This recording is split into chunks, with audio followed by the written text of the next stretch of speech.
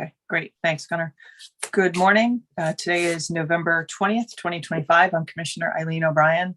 This is a convening of public meeting of the Massachusetts Gaming Commission number 574. I'm acting as chair this morning at the request of Chair Maynard, who is unavailable to be here today. Because we are doing this meeting using remote collaboration technology, we're going to do a roll call to confirm quorum. Commissioner Hill.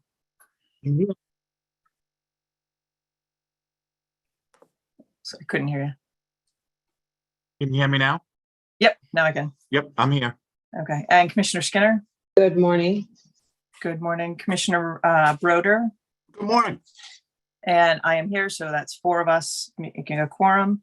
Moving on to agenda item number 2, or the meeting minutes for Commissioner Broder. Thank you, Madam Chair. We're going to consider there are 4 sets. We're going to consider them in 3 separate tranches, if you will.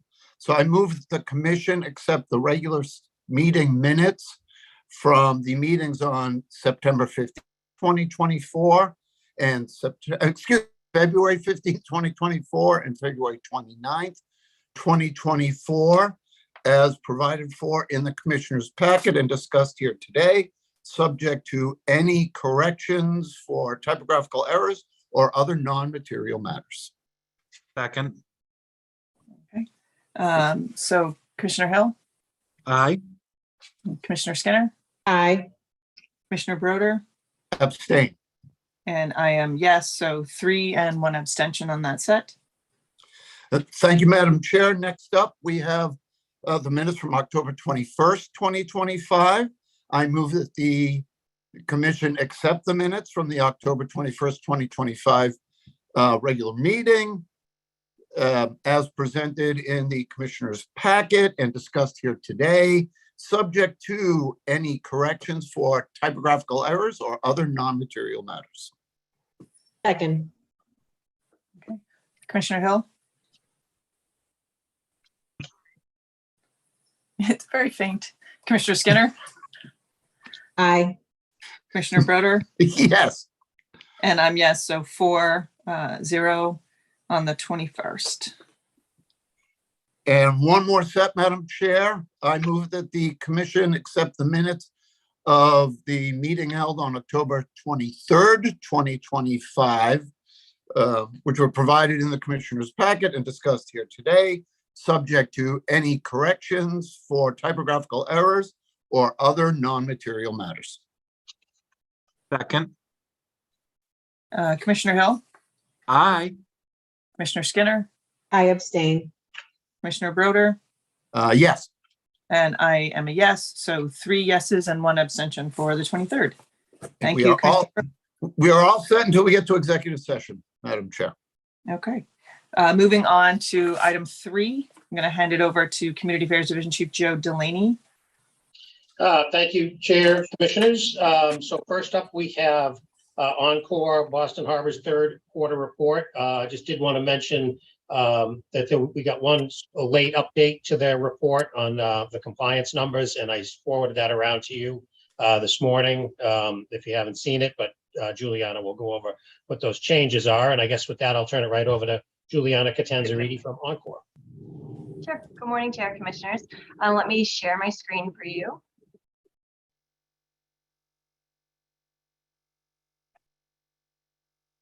We can all see. Perfect. Thank you. Thank you for having us this morning to present our Q3 report for 2025. So as usual, beginning with gaming revenue, taxes, and lottery sales. During Q3, our gross gaming revenue for table games was about $73 million, about $111 million for slots, for a total GGR of about $184 million. That results in about $46 million in state taxes being collected. Here we just have the year-over-year comparison. For sports wagering, we had a monthly win during Q3 of about $186,000 and about $125,000 in state retail taxes were collected. Our lottery sales for Q3 were about $1.2 million. And again, is a year-over-year comparison of those lottery sales. As for workforce, At the end of Q3, we had a total of 3,324 employees. Of those who reported, 75% identified as a minority, 2% as veterans, and 45% were women. 89% were local residents. And here's the same breakdown for supervisory and above employees. So moving on to operating spend. For Q3, we had a discretionary spend amount of about $19 million. 13% of that was spent with MBEs, about $63,000 with VBEs, and 18% with WBEs.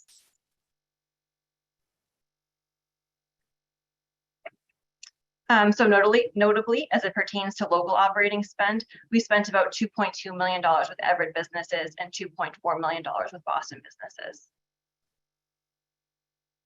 Tom Coffey, our Executive Director of Security, should be on the line to go through our compliance information. Tom, were you able to join? He may be having some technical difficulties. I think he was working from home, so I can just go through this quickly with you and follow up with Tom for any specific questions. So during Q3, we had a total of 5 minors, who were intercepted on the gaming floor and prevented from gaming. We had one incident of a minor who came through the Red 8 back door, which is actually not used anymore as a door. So that was an anomaly, sort of. The average length of time spent by a minor on the casino floor was about 19 minutes. The longest time was about 15 minutes, and the shortest was 5. The 2 asterisk incidents, the minor was intercepted consuming alcohol outside of the gaming floor. It was actually at a restaurant, 2 different restaurants, and our staff did an excellent job. A parent had, in both instances, I think, had provided the minor child with a beverage, and our staff noticed and then thereby intercepted the drink and removed it and the parents from the situation. Juliana, can I ask if you know what the circumstances were in the 50 minutes by the minor on the? I do not, but I will follow up with Tom and then provide that information. Okay, thank you.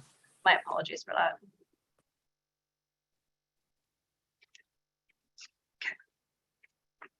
For people and culture initiatives, during Q3, we again held a coffee talk with Jenny event where our president, Jenny Holiday, met with and had conversations and coffee with more than 40 employees. We try to stagger the hours on these so that each shift gets a chance to be able to meet with Jenny if they'd like. Of course, our employees love this, so we make it a point. Jenny makes it a point to spend her time doing this, and it's a great event for everybody. We also partner with the LMTMA to offer free bike tune-ups for employees, and upon some feedback for our employees, completed an initiative to make more space available on our bike racks. In August, we also held our first employee art show, which allowed our very talented employees to showcase their work. The middle picture is the winner, and that is actually a pencil drawing. I stared at it in person for like 20 minutes before I realized it was actually a drawing and not a photograph. So we have some amazingly talented employees, and we're so happy to be able to showcase them. Juliana, can I ask, any formal art training before No, that I don't pencil think so. drawing? I don't think so. Wow, that's amazing. Yeah, and in person it looked. I mean, my face was like, you know, a couple inches from it, and it's hard to tell. That's a quick question. Where was the stuff displayed? Was it in a public area or was it in an employee area? It was an employee area, so it was in the heart of house area, right where the employee dining room is, and that's where employees were able to vote. So employees voted on the artwork, and these were the top 3. But yeah, it was so showcased for about a week, I think. I don't want to tell you business, Lord knows, but putting that stuff out to the public, would be pretty cool. It would. In September, we also brought back our 2020 on-site van, so employees can just come up to the van by an appointment, get an eye exam, and be able to buy eye products, contacts, lenses, and glasses at a discounted rate. A few additional training highlights. In August, we offered a Mastering EQ class to help our leaders focus on leading with clarity, empathy, and purpose, which is something that is very important to the company, and we really try to enforce this type of thinking across property. Additionally, in September, we held an executive version of our Foundations of Leadership, which is the leadership course that we require all managerial employees to take. We had each member of the executive staff attend one session to help to ensure that our leadership culture is strong from the top down, and that we're all speaking the same language to our employees, no matter what level. Of course, in September, we also celebrated Responsible Gaming Education Month with a Heart of House initiative that included screens, pre-shift messages, quizzes, events, prizes for team members, all of that stuff. And lastly, we held our first Masterclass Roundtable. One of the benefits that we provide to our employees is a membership to Masterclass, and it's hundreds of learning opportunities. Each employee is able to have a membership free of charge. So to help encourage use of this benefit, we held a viewing of Coach K's Masterclass and then facilitated a discussion on that. We'll be doing those periodically just to make sure everyone knows what's available to them so that they are able to use it. During Q3, our patrons elected to donate about $65,000 of their change from about 325,000 Tito tickets to 4 organizations, including Everett Citizens Foundation and the Mass Fallen Heroes. As you can see, the Mass Fallen Heroes is neck and neck with the MSPCA for donation. So it's always interesting to see what people feel passionate about enough to donate to. Lastly, during Q3, our employees contributed nearly 6,000 hours of volunteer time to our communities. This included joining forces with over 1,100 outside volunteers to pack nearly 600,000 meals for our local communities with our semi-annual Feed the Funnel event, which is happening in December again. And the fun task of cleaning up water chestnuts in the Mystic River. Our employees actually get in canoes and pick them out of the river, so it's a pretty fun event. Our employees also donated more than 800 school supplies to Everett Public Schools to support students in the start of their school year. That was all I had. I'm happy to answer any questions. Thank you, Juliana. Anybody have any questions? Just a quick comment.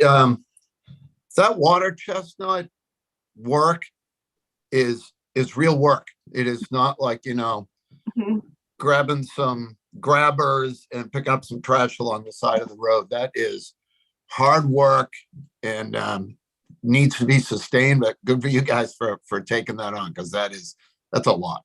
It is, and we do it. I think we do it almost during whatever the relevant season is. It's almost monthly, so it's a recurring event. So and it has to be, or those things take over. So good for you guys.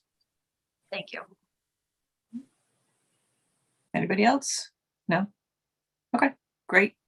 Thank you, Juliana. Thank you so much. Have a wonderful Thanksgiving. You too. All right, so sticking with Joe, go to 3B. Yeah, so thank you, Madam Chair and Commissioners. So we have a request from Medford to reallocate some of their block grant funds from 2026. Originally, we had authorized funds for an emergency vehicle operator course for $59,600. And they would like to replace that with a tactical emergency casualty care course. Their thought is that this would be more beneficial for their officers, and it also involves the non-EMS first responders, fire department, and others. This is very similar to what has been offered in a number of other communities. And our thought was really, if this is the community's priority, we're fine with that. This course is actually more expensive. It's an $84,000 course, and there's only $59,600 available. So the city has indicated that they would cover any excess costs over and above the $59,600 that we had available. So we are recommending doing this. It seems to be a higher priority for the community, and we're fine with it. Madam Chair. Yep, Commissioner Hill. So I went over this and I have no problem moving this forward. So with that said, I would move that the commission approve the city of Medford's request to reallocate FY 2026 public safety grant funds in the amount of $59,600 originally for an emergency vehicle operator course toward funding for a tactical emergency casualty care course as included in the commissioner's packet and discussed here today. Second. And Commissioner Skinner, second. Any questions or comments? No? Okay. Commissioner Hill? Aye. Commissioner Skinner? Aye. Commissioner Broder? Yes. And I am also yes, so 4-0. Thank you, Joe. Thank you. That completes our report for today. Excellent. Thanks. Okay, moving on to agenda item 4. I think we're a little ahead of what, okay, Kara, good, everybody's there. Turning it over to Caitlin, Director of IEB, starting with the waiver request. Good morning. Thank you. Yes, we have 2 matters for the commission today. The first of which is a waiver request related to the renewal for Bally's. And for that, I will turn it over to Chief of the Licensing Division, Kara O'Brien. Thank you, Caitlin. Good morning, Chair and Commissioners. This morning we have for you today a waiver request specifically regarding the timeliness requirement of Bally's request for leave to request a renewed sports wagering operator license. The memo starts on page 68 of your packet. But in short, the regulation requires that a request for leave for the 3rd renewal of a temporary sports wagering operator license must be submitted no later than 3 months after the effective date of the previous license. And if submitted timely, the request for leave also allows the license to remain active and in good standing while a decision is made on the request. As of today, it is not anticipated that the investigation will be finished, hearing held, and decision issued before February 23rd of 2026, which would be the expiration date of Bally's current temporary sports wagering operator license.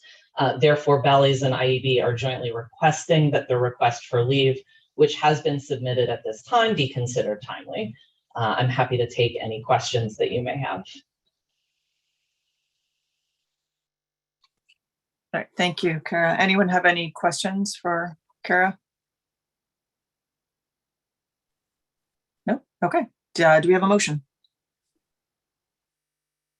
Madam Chair, I move that in accordance with 205 CMR 202.032, the commission approve the waiver request from Bally's Interactive LLC and the IEB from the timeliness requirement in 205 CMR 219.045B1, as granting the waiver meets the requirements specified in 205 CMR 102.034 and is consistent with the purposes of General Law, Chapter 23N. And further, that Bally's request for leave to obtain a renewed temporary license be considered timely filed. Second. Okay. And any other questions or comments? Nope. Okay. Commissioner Hill, Aye. Commissioner Skinner, Aye. Commissioner Broder, Yes. and I'm also yes, so 4-0 for that. Thank you, Kara. Thank you. All right. And Director Monahan, 4B. Thank you. Yes, so our second matter today is a commission review of the IEB's recommendation of an assessment of a civil administrative penalty. And for that, Senior Enforcement Counsel Zach Mercer will explain the penalty and take any questions. Thank you, Caitlin. Good morning, Commissioners. Today, the IEB is presenting its recommendation that the Commission assess a civil administrative penalty in the amount of $7,500 upon American Wagering, Inc., doing business as Caesar Sportsbook for a non-compliance matter occurring between November 25th, 2024 and December 16th, 2024. The regulations implicated in this violation are 205 CMR 247.011 and 205 CMR 247.012I in the Massachusetts Sports Wagering Catalog. The IEB originally briefed the Commission on this non-compliance event at the March 11th, 2025 meeting, at which point the Commission assigned the matter to the IEB pursuant to 205 CMR 232.011A. The facts of this incident, to remind the Commission, involved Caesars offering an unapproved event for wagering. The event in question was the Showdown, a head-to-head golf event that occurred on December 17th, 2024, which involved golfers from the PGA and LIV tours. Due to a miscommunication and an erroneous belief that the Showdown was a permissible event under the Match Series, another head-to-head golf event, Caesars made the unapproved event available for wagering on November 25th, 2024. The impermissible offering was identified by the Commission's Sports Wagering Division on December 16th, 2024. The Sports Wagering Division alerted Caesars to the matter, at which point Caesars removed the event from its platform. On the following day, December 17th, 2024, prior to the start of the event, Caesars canceled and refunded the wagers. In the time that the event was available, 15 wagers were placed with a total stake of $1,103.29. On November 4th, 2025, the IEB submitted its recommendation to the Commission by email. As outlined in the recommendation, the IEB investigated this matter had additional communications with Caesars regarding the cause of the incident and any remedial measures taken.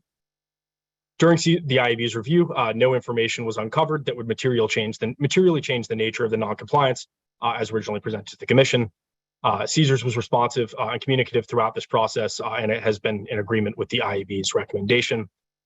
Based on the IAB's review, communications to the operator, and guidance from the commission, the IAB is recommending that the commission assess that $7,500 civil assessment upon Caesars.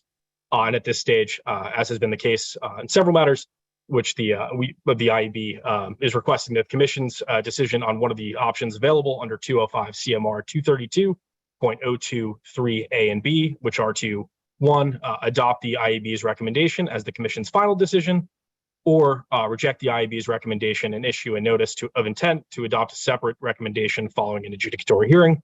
At this point, as always, I'm happy to answer any questions regarding the investigation or the IAB's recommendation. Okay. Thank you. Zach, does anybody have any questions? I do have a question, Madam Chair. Zach, were you able to uncover any facts specific to what happened upon receipt of the email from the Sports Wagering Division communicating to all operators, including this operator, that this event was not allowed?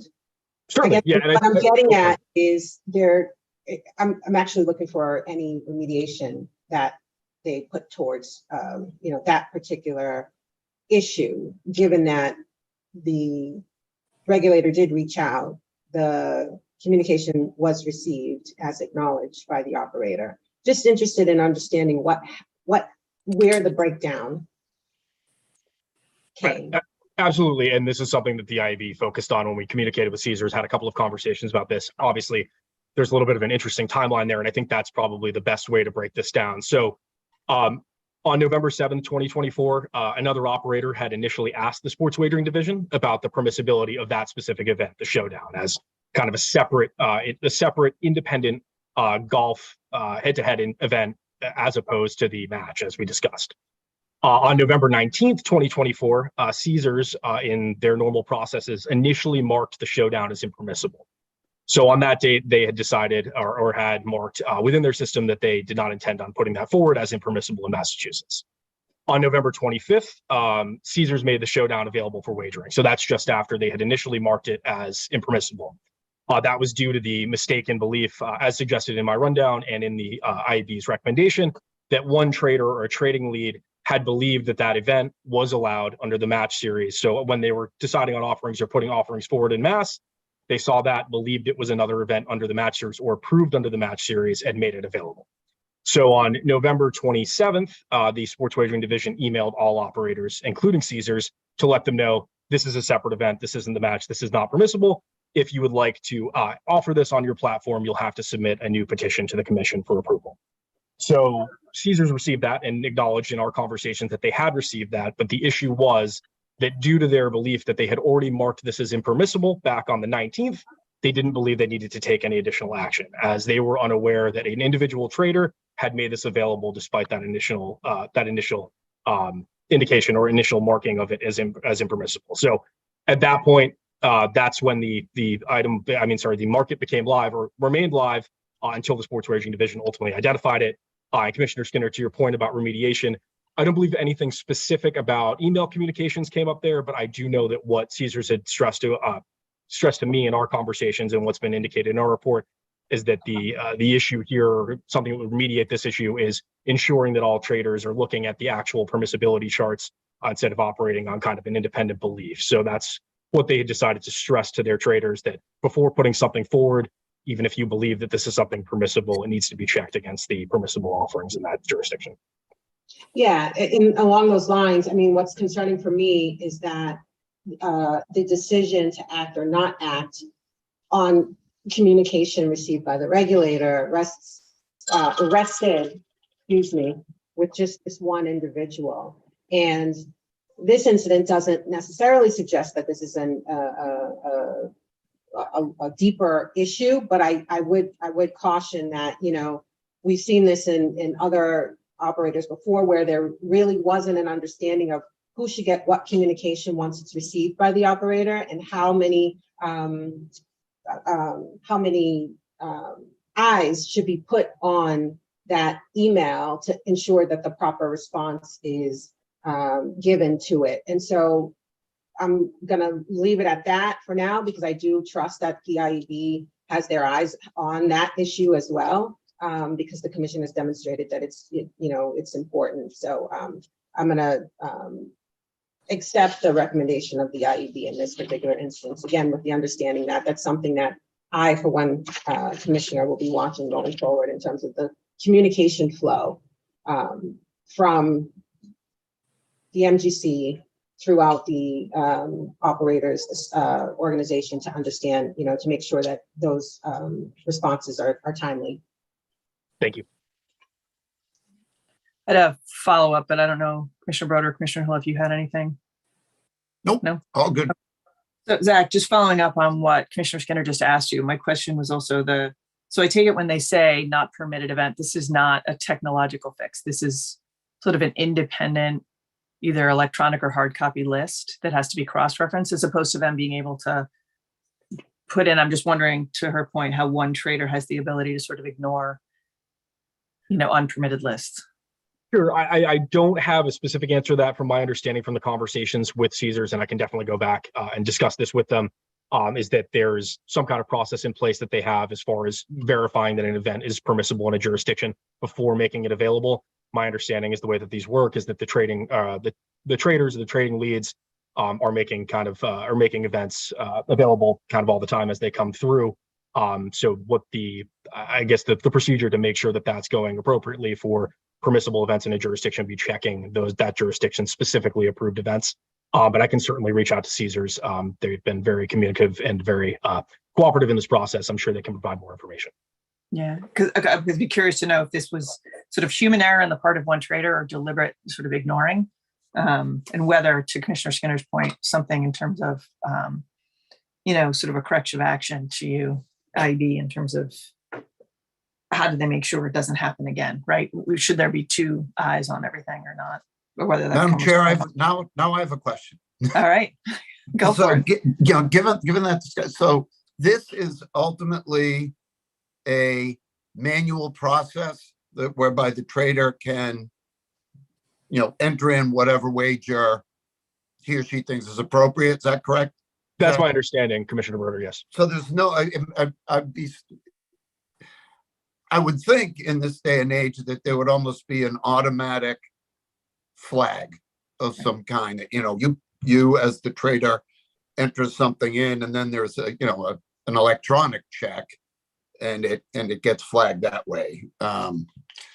Maybe that's not realistic, or just isn't the current standard, particularly when I know they have to deal with things across jurisdictions where different wages might be appropriate in different places. But if you do have that conversation, if you wouldn't mind floating that as Absolutely. a question. I can do that. Terrific. Thank you. All right. So I take it despite those questions, it sounds like we're all on board with IEB going forward with the recommendation. Is that right? Okay, great. And we don't need a formal vote, right? Consensus is enough? Consensus should be enough if we're just Okay. sending it back to IEB, yes. Okay, great.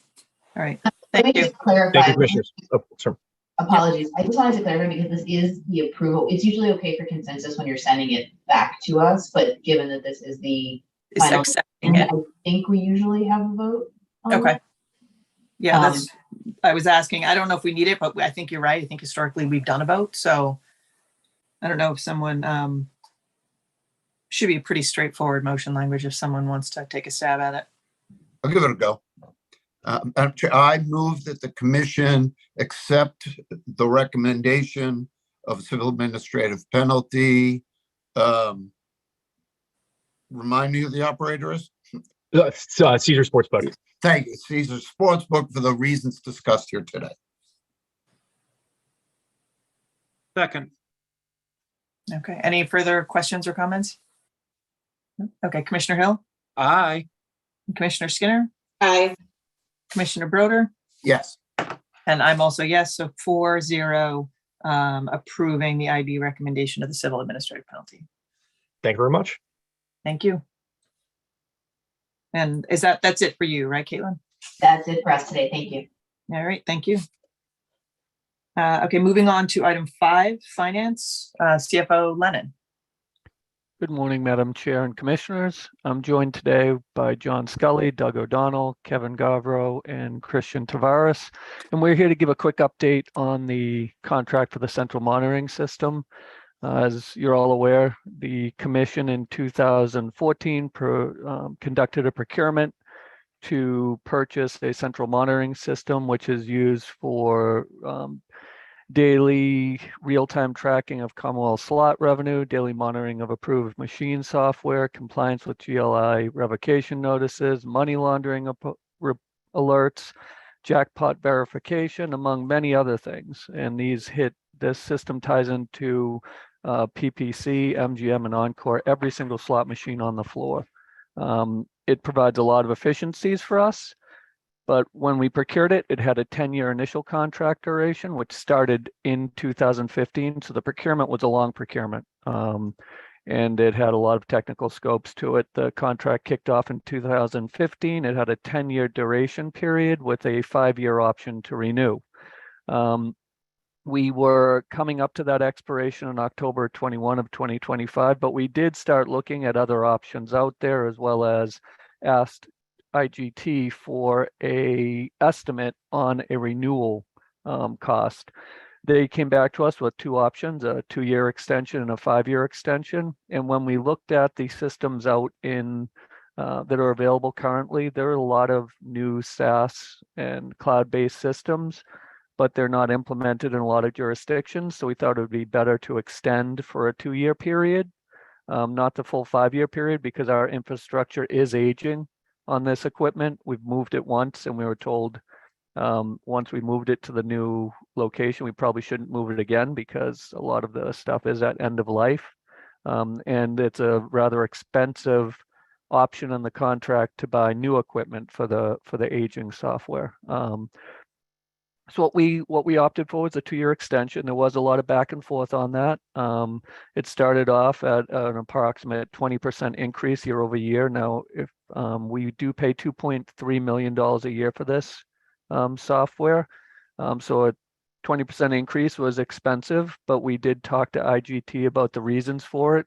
And when we looked at the consumer price index, inflation, as well as some of the software and hardware that they're using that has in the cost escalators, we all arrived closer to a 12.5%, a 12.37% increase. We think that this was a rational and legitimate request for an increase. We opted to exercise this option, and we're just coming forward to let you know it's a 2-year option to renew. We still do have 3 additional years on it, but we think we're going to go out to bid, and we'll start that probably in the next 6 months because it is a long process and it is brand new systems that we'll be looking at, brand new functionality that we haven't seen in the past, and we think it'll be a rather lengthy process to procure a new system. That's our update. If you have any questions, we have a great team here of people to answer any questions you'd like. As you know, I take in all the good data and I get to be the mouthpiece. So I'll probably have to defer to someone else. All right. Thank you, Derek. I don't have any questions. Does anyone have any questions for Derek or team? No, pretty straightforward, Madam Chair. All right. Thank you. Zipping right along today. Thank you, guys.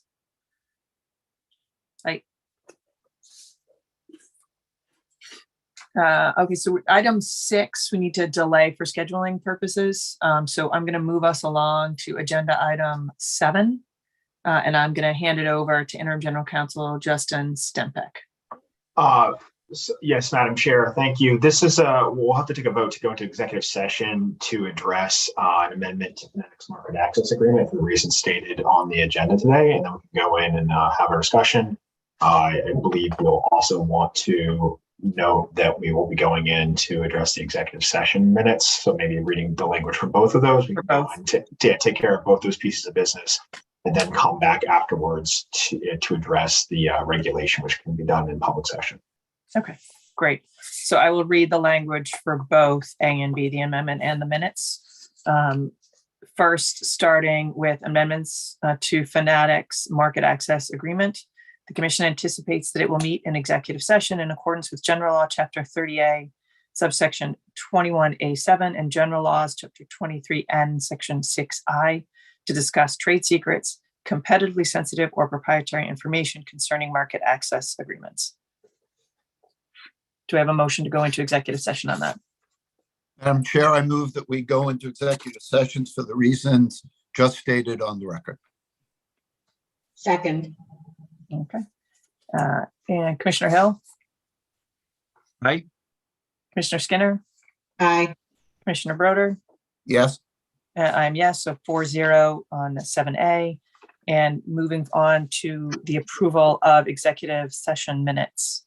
The commission anticipates it will meet in executive session to read minutes from previous executive session, as their discussion in open meeting may frustrate the intended purpose for which the executive session was convened pursuant to General Law, Chapter 30A, subsection 21A7, and Chapter 23N, Section 6I, Chapter 4, Section 7, subsection 26C, and 26N, namely December 14th, 2022.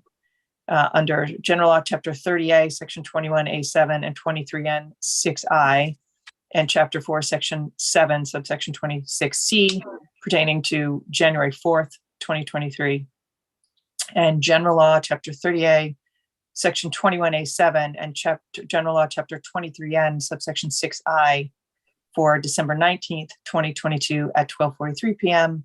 and January 5th at 20:23 p.m. Do we have motions to go into executive session relative to the minutes? Madam Chair, I move that we go, that the commission enter into executive session for the reasons just stated by the chair. Second. Commissioner Hill, Aye.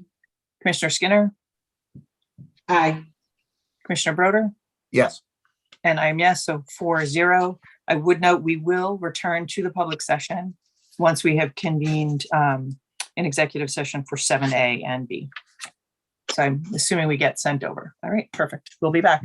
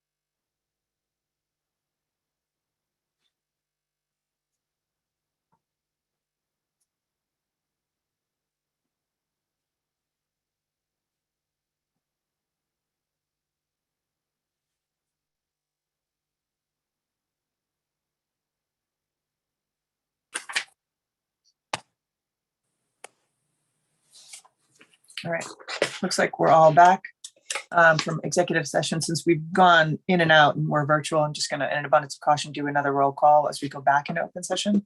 So Commissioner Hill I am here. and Commissioner Skinner, Still here. Commissioner Broder, I am here. as am I. And so coming back in after executive session, moving to 7A2, specifically whether we're going to move to approve the market access agreement amendments. Do we have a motion? Madam Chair, Commissioner Hill? I move that pursuant to 205 CMR 230.01, the commission approve the amendments to the market access agreement between Fanatics Betting and Gaming and Plainville Gaming and Redevelopment LLC doing business as Plain Ridge Park Casino as reviewed and discussed in executive session. Second. Any further comment? Obviously noting we're in public session. No? Okay. Commissioner Hill? Aye. Commissioner Skinner? Aye. Commissioner Broder? Yes. And I'm yes, so 4 yeses on that approval. Moving down, I believe, still sticking with legal to item sub 7C, 205 CMR 149. Yes, that is going to be presented here today by Senior Associate General Counsel Judy Young. Judy on. I was gonna say we're going really fast. Hi, good Hey, morning. Judy. I have a little bit of a new computer, so please forgive me if I'm looking off screen here. Commissioners, starting on page 73 of your packets, we have before you today 205 CMR 149, the Racehorse Development Fund reg. As a little bit of background, this regulation first came before the commission in spring of 2024, based on a request from the New England Benevolent Horseman Protection Association in request that the commission escrow funds. Myself, Director of Racing, Dr. Alex Lightbound, and CFO Derek Lennon then began to research the process itself and ultimately whether or not commission authority existed to do something like this. In the course of that meeting, sufficient discussion occurred, and the commissioners ultimately voted against the request to escrow funds for other reasons not necessarily relevant to today's discussion. However, I will say that within those meetings and within my research and discussion with CFAO Lennon and our discussions with legal counsel at the Comptroller's office, as well as the Treasurer and Receiver General's office, it was recommended to us that we ultimately review their memo and supporting documentation in regard to commission authority and seeking authority from the Treasurer and Receiver General in regard to opening new funds, specifically in regard to escrowing. So with that in mind, we put this aside for regulation review and are now bringing it before you today to include reference to the specific section called out by the Treasurer's memorandum, particularly General Law, Chapter 29, Section 23, in regard to the management of cash, funds, investments, under control or jurisdiction of any state agency, and ultimately the commission falls within this definition. So with that in mind, we have brought forth 149.04 and included reference to the commission needing to ultimately request authorization prior to inserting or beginning the escrow fund process. So within section 205 CMR 149.01, we've added a line within what will now be new section 1 that to start this process, the commission needs to request authorization from the Office of the Treasurer and Receiver General, pursuant to the section I mentioned previously within the statute. The second portion of prior 205 CMR section 149.04.01 has been bumped down and is now going to be subsection 2 for the same process, ultimately creating kind of a genuflecting process, if you forgive the term, that the process can't continue down this process until we receive sign off and authorization from the Treasurer and Receiver General. So beyond that, we are not suggesting or recommending any sort of amendments or changes to the promulgation cycle here, or what's encapsulated in 149.04 in regard to escrowing funds based on the request from an association. I will also note that this is the first time that this reg is coming back for you. This is the beginning of the promulgation process.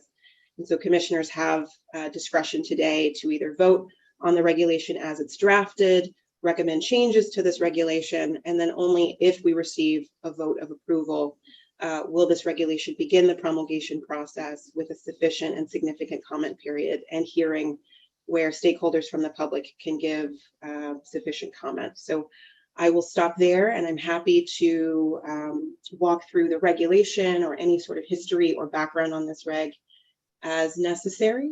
I should note I'm of course joined by CFAO Derek Lennon on the call, and with that, I will kind of turn it over for commissioner questions.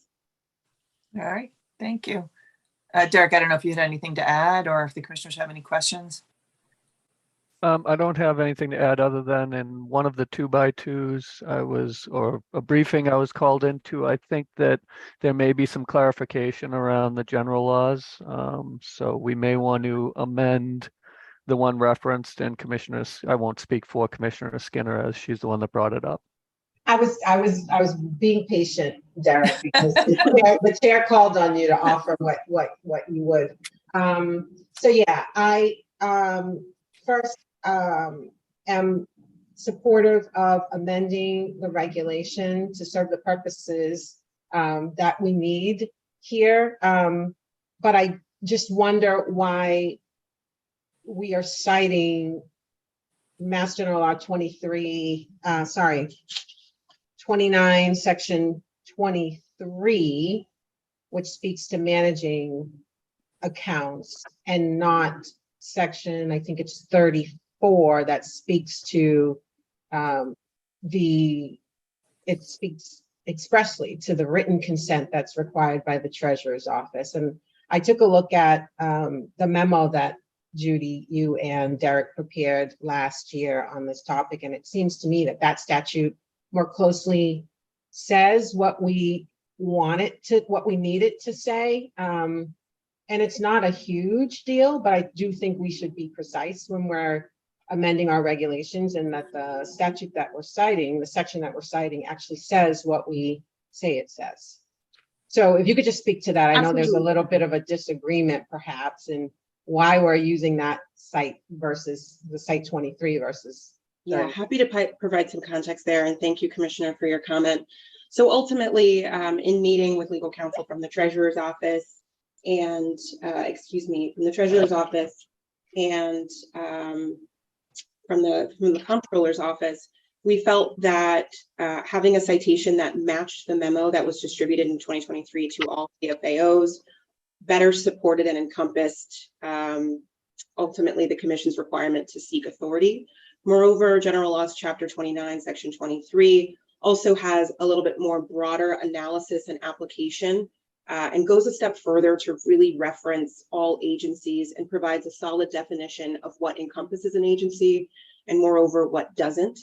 There's a specific carve out that kind of blocks out other specific agencies but makes it clear that the Commission would be captured by that section. And then lastly, ultimately, Section 34 references deposits into federal and state savings accounts. We felt that Section 23 more accurately captured the discussion as we were kind of moving over escrow as in itself. GC Stempic, do you want to add anything to that? Have I covered? Just a quick response to that, Judy. I understand the desire to defer to the memo that was written by, I think, First Assistant Treasurer Jim McDonald to CFOs on this particular question. I don't think that we would be taking anything away from that memo in relying more heavily on the statute that actually says written consent from the treasurer is needed. I think, to me, it really just is a simple disagreement as to where the emphasis should be placed in this statute that we are citing in our regulation. So I'm going to make the same request I made of you yesterday, which is just to take a little bit of time, reread that memo, reassess whether it really does, whether 23 really does say what we say it is saying, I get that there's an implication by 23, section 23, that the treasurer's office needs to give written consent, but it doesn't expressly state that. And that's my concern when we're citing it in our regulation. And, coupled that statute coupled with whatever policies and procedures and practices the treasurer's office has, I get it, again, as a whole, right? It is implied that written consent is required, but why cite that regulation, that statute, when we have a more, what I feel is a more direct citation, legal citation to the requirement that the treasurer's office must provide written consent. I mean, it says that right in 34. So that's all. We don't have to go back and forth. I ultimately respect your opinion too. Yep, I just asked that legal give it a second look. We absolutely will. And the benefit of this today is ultimately this can come before the commissioners for discussion. Commissioners have the ability to amend what's presented before them in the packet and vote to bring this reg forward through the promulgation process. Or ultimately, we can take this away and bring it back for a future meeting and future discussion. But ultimately, to put a little bit more context, in reviewing all of chapter 29 of the general laws, particularly I selected this statute because it's a bit more broad, quite frankly. We're talking about the management of cash versus the term deposit that's present in section 34. And so I think more generally giving our external stakeholders the opportunity to review and understand the treasurer's broad discretion and authority here, it makes more sense to me from a legal context to be in line with that memo that was circulated to CFAOs, but moreover, just the broad authority and discretion of the treasurer's office to manage, for lack of a better term, to manage all accounts within the Commonwealth. My compromise would be to cite both sections in the regulation. Yeah. We can do That's that. the easiest Absolutely. way to kill this. Yeah. Yeah, I was just going to say that there's no downside, right, to referencing Not at all. 34. It addresses Commissioner Skinner's concern and gives you the broad stroke authority reference that you think is necessary. Certainly. So just to confirm, Commissioner Skinner, it would be in the bottom of subsection 1, a reference to sections 23 and 34. Okay. Commissioners, are you comfortable if we made that change? Not to put you all on the spot, I apologize. Right. I am. Madam Chair, is there a need for a formal motion, or we can just put it forward, understanding the edit that's being made? So I think whenever we move forward in the promulgation process, whoever moves can make reference to the agreed upon amendment as discussed, and I think that covers it. Got it. Awesome. Yeah, that's correct. And I'm fine with that Anyone else change. have? Okay, sorry, I didn't mean to cut you off. No, I'm fine with that change, Madam Chair. Okay. All right, so do we have a motion? I can cover that, Madam Chair. I move that the commission approve the small business impact statement and the draft of 205 CMR 149 included in the commissioner's packet and discussed here today, specific to the amendments to the reference to the statute. And further, that staff be authorized to take the steps necessary to file the required documentation with the Secretary of the Commonwealth to begin the regulation promulgation process. Second. Okay, any further discussion or comment? Okay, Commissioner Hill, Aye. Commissioner Skinner, Aye. Commissioner Broder, Yes. and I am yes, so 4-0 as moved. Thank you, Judy, Derek, Justin. Thank you. Just a small note that this, given some of the delays that we have with the holiday seasons and closures, we will have a pretty sufficient and lengthier comment process. So there is ample opportunity for folks to provide more comments on this regulation. Thank you, Excellent. Commissioners. Thank you. All right, so I'm assuming nobody needs a break, right? We've been here an hour, we can keep plowing. Okay. So moving on to agenda item 8, sports wagering division. Carrie Tracy. Good morning, Chair and Commissioners. We have 4 sets of House rules for you today.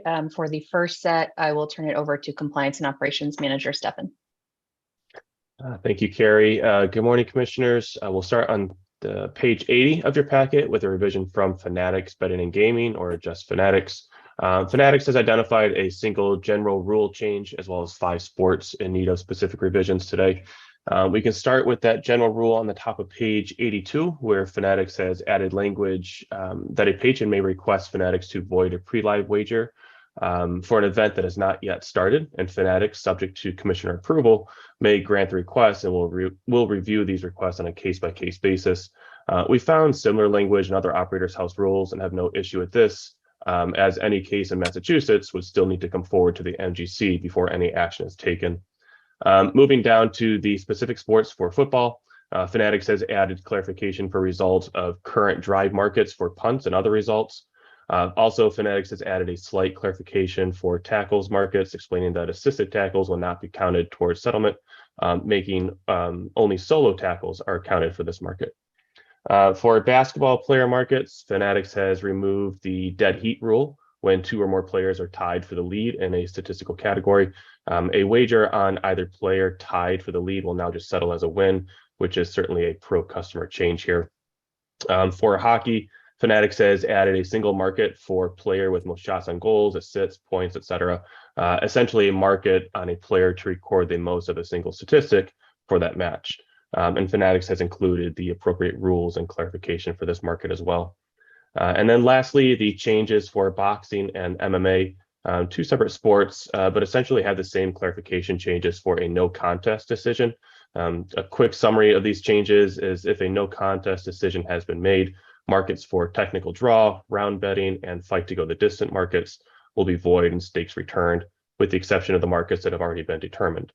A fight is ruled a no contest when something happens that prevents the fight from continuing before the minimum amount of the fight has occurred. And that concludes the changes for Fanatics today.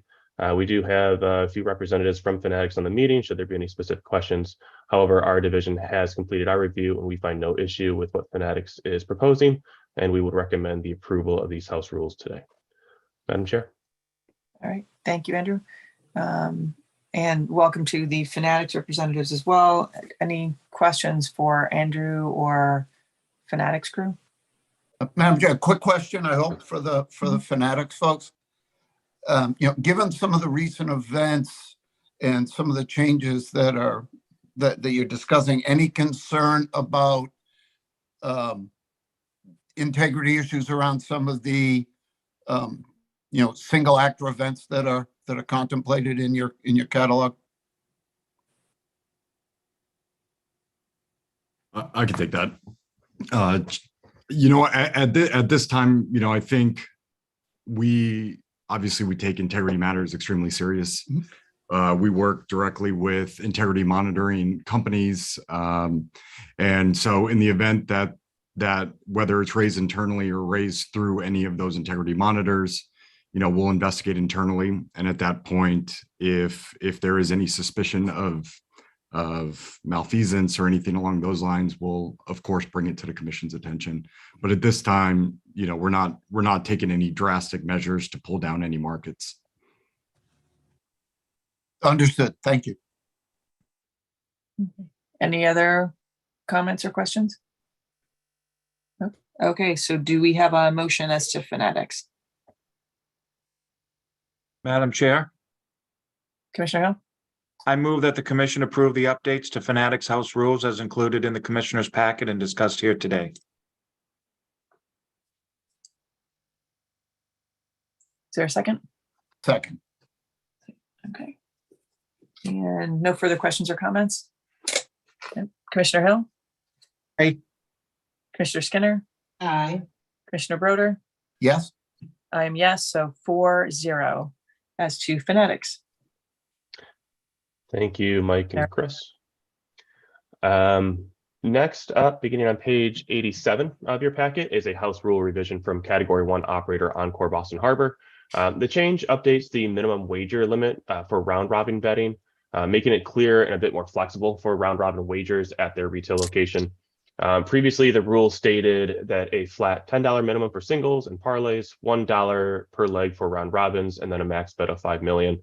The revised language keeps those same limits, but clarifies how smaller wagers can be placed when using the round robin screen. Now, a single or parlay wager can still be placed for $10, but patrons may also place 3 $1 wagers through the round robin interface, which the system already supports. The change eliminates confusion for both staff and patrons by clearly defining how smaller denoms can be placed through the round robin interface, leading to fewer disputes, overall smoother transactions. Patrons who want to place a smaller round robin wagers can now do so. That's fully supported in the rules, rather than being told the minimum is actually higher. It makes the retail wagering experience more accessible and user-friendly, especially for casual bettors. So overall, this update doesn't change the limits themselves. It just simply clarifies and expands how those limits can be applied, benefiting both Encore's operations and their patrons. So with that, we would recommend the approval of these house rules today. I'm sure. Okay. Any questions for Andrew or didn't see if EBH was on. No? Madam Chair, Commissioner Hill? I move that the commission approve the updates to Encore Boston Harbor's house rules as included in the commissioner's packet and discussed here today.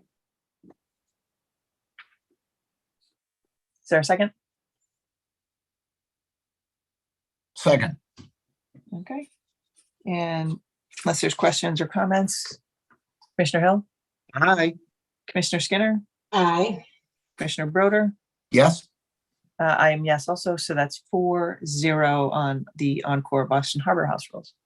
Thank you, commissioners. Thank you. Moving on to at MGM. Good morning, commissioners. Good morning. BetMGM has submitted a handful of updates to their house rules, where you can find on page 89 of your packet.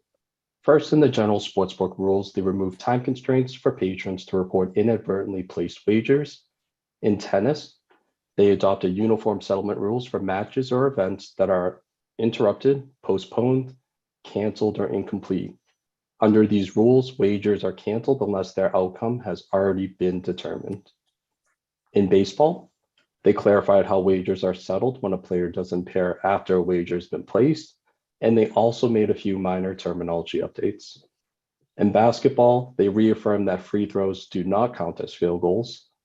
And moving on to cricket on page 93, updates were made across all markets to clarify if a game is shortened due to external factors, such as bad weather, and the match can't play at least 80% of the planned overs, only wagers with already determined outcomes will stand, while all other wagers will be canceled.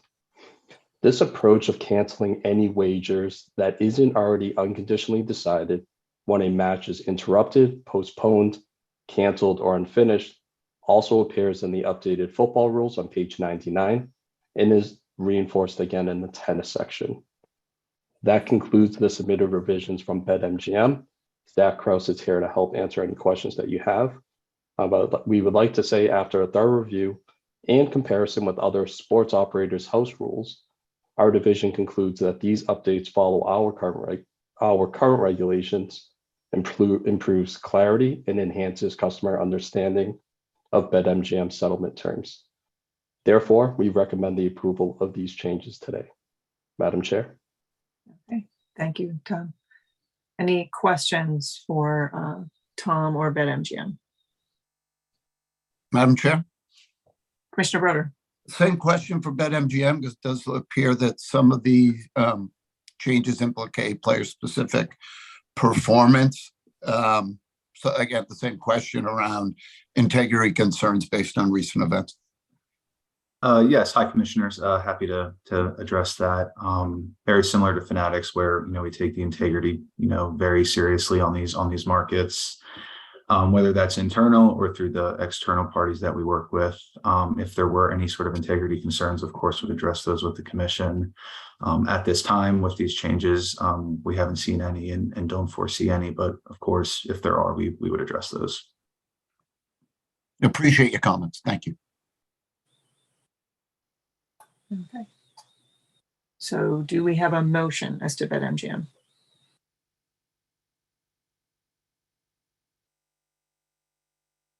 Madam Chair, I move Commissioner- that the commission approve the updates to BetMGM's house rules as included in the commissioner's packet and discussed here today. Second. Okay, any further questions or comments? Seeing none, Commissioner Hill, Aye. Commissioner Skinner, Aye. Commissioner Broder, Yes. and I am also yes, so 4-0 as to BetMGM. Thank you, Tom and Commissioners. BetMGM.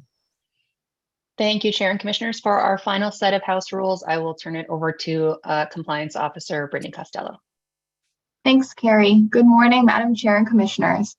Today we have some updates to FanDuel's House rules for your consideration. Our memo begins on page 101 of your packet. And as discussed, there are 8 House rules sections impacted by these changes. To go over them in a little bit more detail, as you'll see on page 103 of your packet, the changes to the American football House rules clarify the role of overtime or shortened play of certain markets and clarify the rules for the first 2 X-yard season-long markets.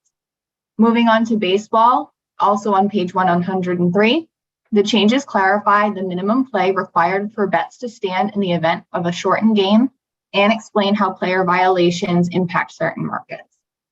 The proposed basketball changes are in the middle of page 107. They clarify overtime rules and specify that free throws are not considered field goals for certain markets. In darts, also on page 107, there's clarification of the effect of match postponements or reschedules, a definition of minimum game play in the event of a shortened match, and confirm that the bullseye is red for certain markets. Finally, it specifies that the official match sheet will be the data source for the settlement purposes. Beginning on the bottom of 107, the rules for ice hockey add clarifications on how markets will be settled, tied markets will be settled, which is by using FanDuel's dead heat rules described elsewhere in the House rules, and it specifies the minimum playing time for player props to stand. On page 108, you'll see small changes to the motorsports House rules, clarifying that bets affected by mid-race driver substitutions will be settled according to the official governing body's record keeping. And similarly, on the same page for Formula One racing, all drivers are now considered classified finishers. Finally, also on page 108, FanDuel has added rules for settlement of awards show wagers, such as the Academy Awards, which are approved in our catalog. The rules specify the data source, explain that dead heat rules will apply in a situation of multiple winners, and specify that the awards must occur in the originally scheduled year for bets to stand. We are joined today by Chris Black of FanDuel, who can answer any commissioner questions. That being said, the Sports Wagering Division has reviewed the changes to these proposed House rules and finds them consistent with other sports books, and we can recommend approval of the proposed changes. Okay, thank you, Brittany. Again, any questions for Brittany or FanDuel? Mr. Broder? Madam Chair, one more time around, I do notice a couple of changes that implicate like pitch velocity in MLB. So I ask the same questions of FanDuel. Sure. Thanks, Commissioner Broder. Yeah, just to echo essentially some of the same sentiments as Mr. Levine and Mr. Kraus from previous operators. FanDuel do have a very extensive bet review process with our risk ops team reviewing all wagers that come in. So we do have various alerts and other kind of flags set up for us to spot any potential wagering activity we would consider suspicious or in need of review. And then similarly, we do have our third-party integrity providers as well that we do kind of consume alerts as they do come in and assess the activity in question. And then, of course, anything we do feel rises to that level of suspicion, we do have appropriate channels internally to communicate that up to yourselves and to the appropriate leagues. Got it. Is that I got Bryce Harper, but who is the football player on your wall? that is Brian Dawkins back there. I forgot. It looks like I'm in a little boy's room here. It looks fine. But thank you for your answers. Of course. Okay. Anyone else? No? Okay, so Madam do we Chair? have, Commissioner Hill? I move that the commission approve the update to FanDuel's house rules as included in the commissioner's packet and discussed here today. Second. Okay, any further questions or comments? All right, seeing none, Commissioner Hill, Aye. Commissioner Skinner, Aye. Commissioner Broder, Yes. and I am yes, so 4-0 as to FanDuel. Thank you, Brittany. Thank you. FanDuel. Thank you very much. Okay, and we are going to move on to item 9. I believe Grace said everyone relevant to that is on. Yes? Yes, we should be all set. Thank you. Okay. So this item is to discuss the Penn Sports Interactive rebrand of their platform. PSI intends to rebrand its current ESPN Bet Sportsbook platform to the Score Bet beginning on December 1st.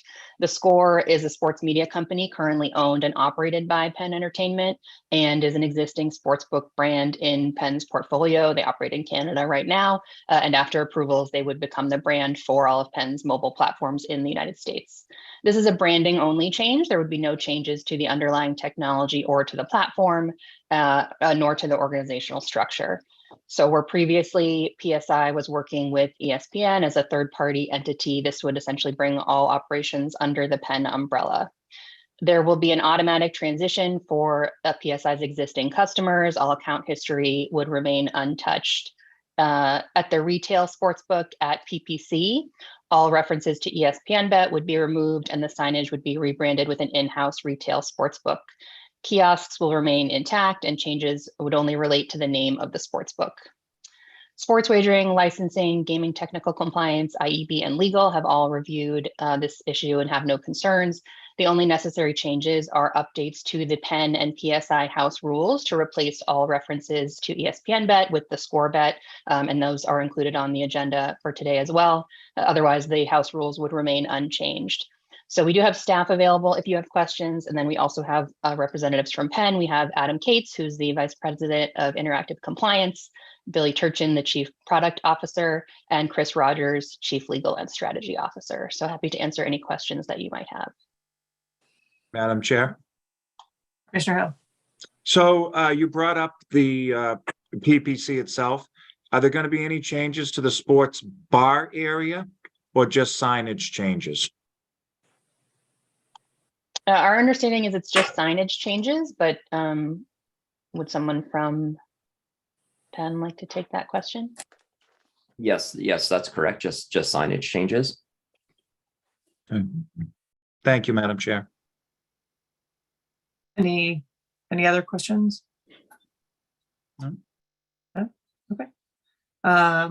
Just before I ask for vote language, just a thank you to staff and a thank you to Penn for the communications and keeping everyone in the loop on our end. And I wish you guys success with the rebranding. Assuming it passes. I guess maybe I'm a little premature, but do we have a motion? Madam Chair, I move that the commission approve Penn Sports Interactive's rebrand from ESPN Bet to the Score Bet as included in the commissioner's packet and discussed here today. Second. Okay. And any other questions or comments? Seeing none. Commissioner Hill? Aye. Commissioner Skinner? Aye. Commissioner Broder? Yes. And I am yes. So that is 4-0 on the rebranding. All right. Thank you, Chair and Commissioners. And then I don't know if you want Andrew to run through the House rules at all, or I can also just tell you that in both sets, it's just replacing ESPN Bet with the Score Bet. And apologies, I forget, Andrew probably remembers the name of the sportsbook at PPC. It's just going to be the sportsbook. The sportsbook. All right. Any questions? Oh, go ahead, Carrie. I was just going to say just that we would just need a vote on those as well. Right. No, seeing no question. Okay. Madam Chair. Commissioner Hill. I move that the commission approve the updates to Penn Sports Interactive and Plain Ridge Park Casino's house rules as included in the commissioner's packet and discussed here today. Is there a second? Second.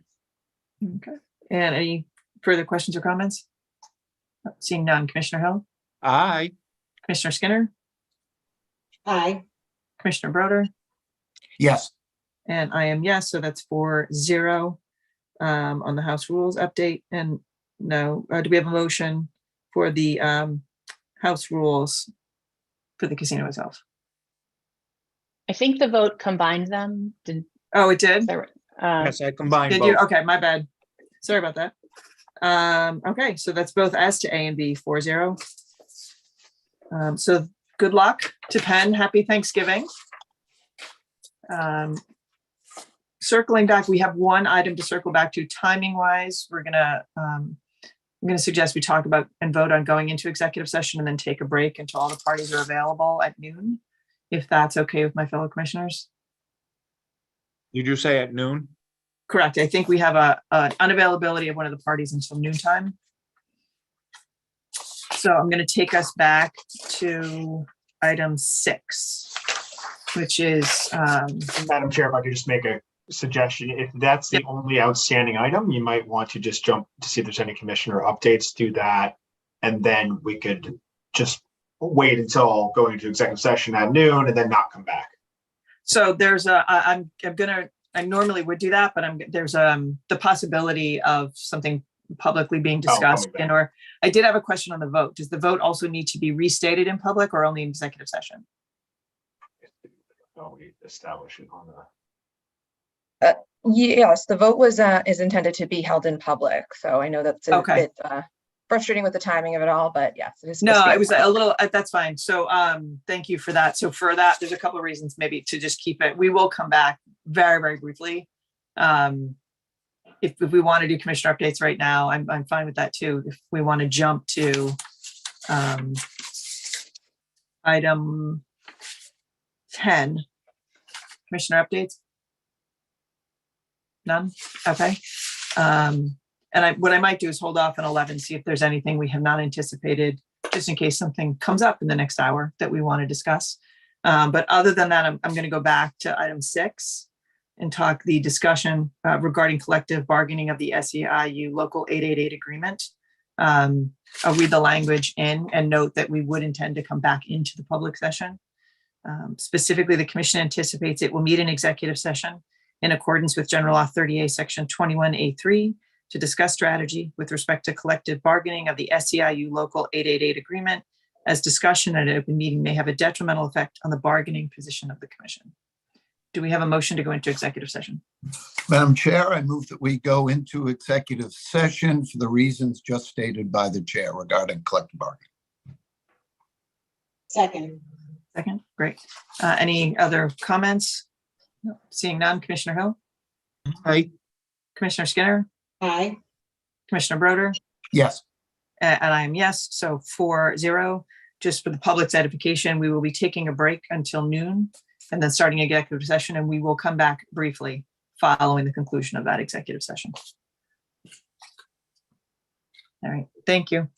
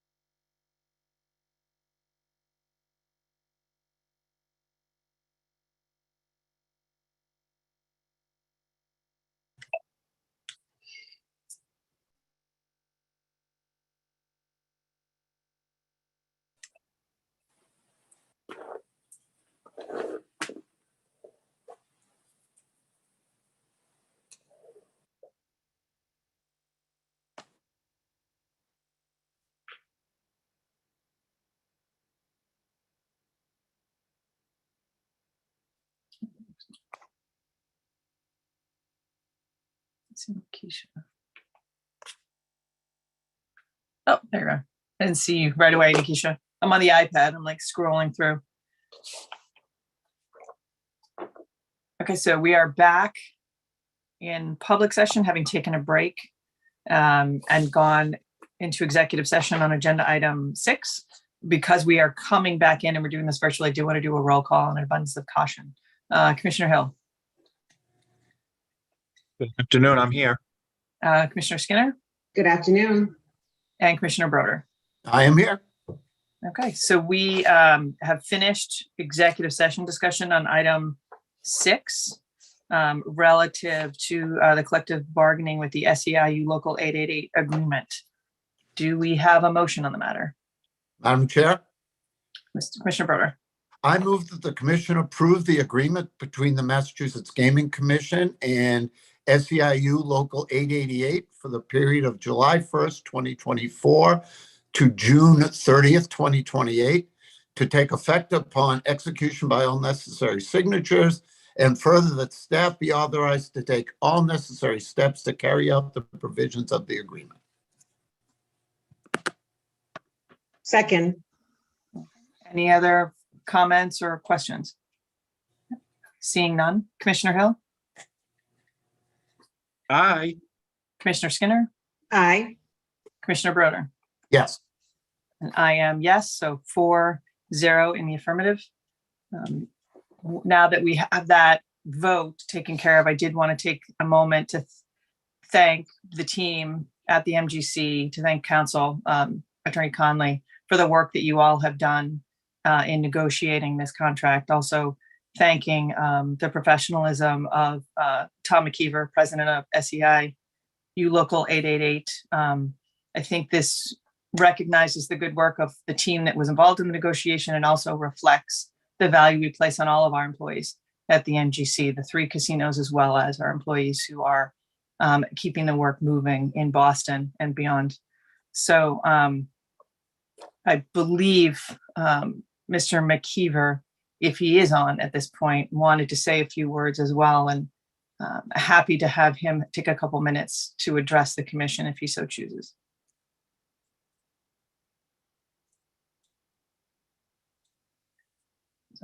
Cannot see if Mr. McKeever is on. Oh, there he is. Good afternoon, Madam Chair, commissioners, and distinguished guests. Yes, thank you very much for the opportunity to introduce myself.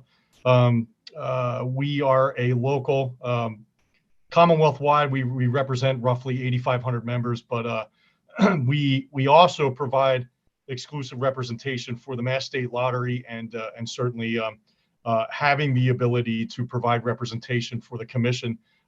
We are honored and privileged, and thank you for a unanimous vote on behalf of recognizing the CBA. I view this as an absolute partnership, and from time to time, others may see unions, in an adversarial capacity, but we are looking to certainly partner, and and having the ability to partner with the Mass State Lottery and the Mass Gaming Commission, and those 2 agencies having the ability to provide revenue for the Commonwealth is a prestigious honor. So with that being said, thank you for allowing me to hop on, and if I may just echo the comments from the chair, your team were excellent representatives on behalf of the commission.